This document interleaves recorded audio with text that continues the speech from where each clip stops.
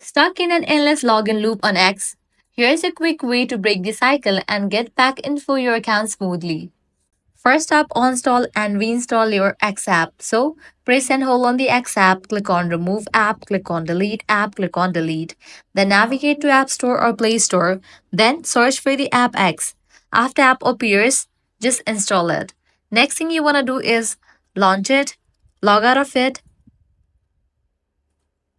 but use PC. On desktop, go to Settings, Account, Apps and Sessions, log out of all devices, then log in fresh on a phone. Next up, reset password or update email. Go to X Help Center, launch preferred browser, type in X Help Center. Once you're on the website, scroll down, head over to this option, how to update your email address. Click on that and go through the process. Lastly, what you have to do is wait.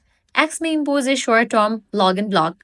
Wait 1 hour, then try again. If still logged, give it 24 hours. So that's a wrap for this video. These are some fixes for X login loop issue. If this guide helped you out, do not forget to like, share, and subscribe.